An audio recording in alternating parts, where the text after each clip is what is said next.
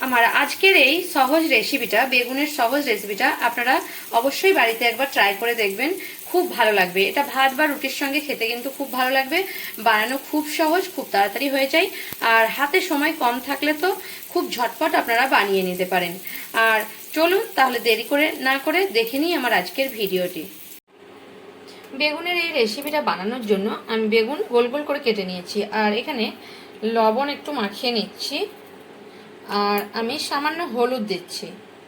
হলুদ দিয়ে এখানে হলুদ আর লবণ দিয়ে বেগুনগুলোকে মাখিয়ে নেবো। এখানে আপনারা 3টে 4টে 5টে যতটা পিস নিতে চাইবেন, যতটা বেশি করতে চাইবেন ততটা বেশি নিতে পারেন। এখানে আমি 4-5 পিস বেগুন নিয়ে নিয়েছি, নুন হলুদ মাখিয়ে নিয়েছি। এখানে আমি একটা তাওয়া বসিয়ে নিয়েছি ননস্টিকের। তাওয়াটা আমি গরম করতে দিয়ে দিয়েছি। তাওয়ার মধ্যে আমি সরষের তেল দিয়ে দিচ্ছি।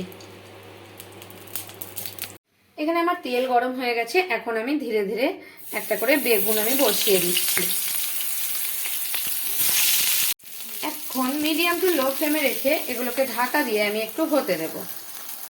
5 মিনিট পর আমি ঢাকা খুলে নিয়েছি। আর এগুলো মিডিয়াম টু লো ফ্লেমে দিয়ে আমি এগুলোকে এইভাবেই তেলের মধ্যে ভাজতে দিয়েছি। এখন আমি এর মধ্যে রসুন দিয়ে দিচ্ছি কয়েক টুকরো। এভাবে রসুনগুলো দিয়ে দিলাম। আর এখানে শুকনো লঙ্কাটা দিয়ে দিলাম তেলের মধ্যে। এবার ঢাকা দিয়ে আবারও হতে দিলাম আর উল্টে পাল্টে নেবো মাঝে মধ্যে। এখানে দেখুন বেগুনগুলোকে আমি উল্টে পাল্টে এপিট ওপিট করে ভেজে নিচ্ছি। আর তার সঙ্গে আমি আপনাদের দেখানো হয়নি, একটা কাঁচা লঙ্কাও দিয়ে দিয়েছিলাম। সেটাও এই বেগুনের সঙ্গে আমার ভাজা হচ্ছে। সব কিছু কিন্তু আমার সেদ্ধ হয়ে গেছে আর ভাজা ভাজাও হয়ে গেছে। এখন আমি এগুলোকে নামিয়ে নেব গ্যাস থেকে। এখন আমি বেগুনগুলোকে নামিয়ে নিয়েছি আর লঙ্কা আর রসুনগুলোকে সাইড করে নিয়েছি। এখন বেগুনগুলো ঠান্ডা হয়ে গেছে হাত দিলে। এখন আমি বেগুনের খোসাগুলো ছাড়িয়ে নেব প্রথমে।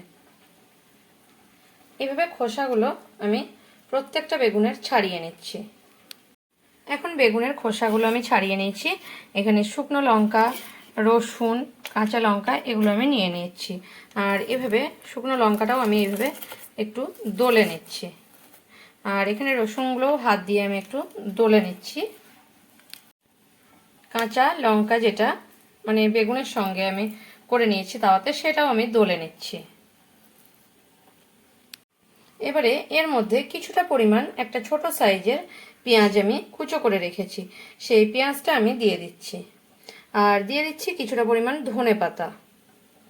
আর কাঁচা লঙ্কা আপনারা যদি ঝাল খেতে চান তাহলে দিতে পারেন। আমি একটুখানি দিচ্ছি কারণ এখানে শুকনো লঙ্কা কাঁচা লঙ্কা দুটোই আছে, সেই কারণে আমি এখন দিচ্ছি না। আর এবারে সব কিছু এভাবে মাখিয়ে নিয়ে পেঁয়াজের সঙ্গে এবারে বেগুনের সঙ্গে আমি এভাবে মাখিয়ে নেব।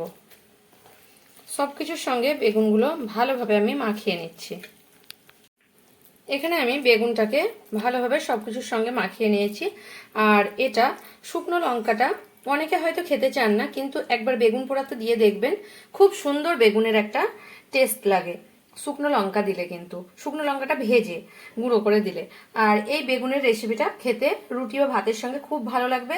আপনারা অবশ্যই বাড়িতে ট্রাই করবেন। আর রেসিপি ভালো লাগলে অবশ্যই একটা লাইক করবেন আর প্রচুর প্রচুর শেয়ার করবেন।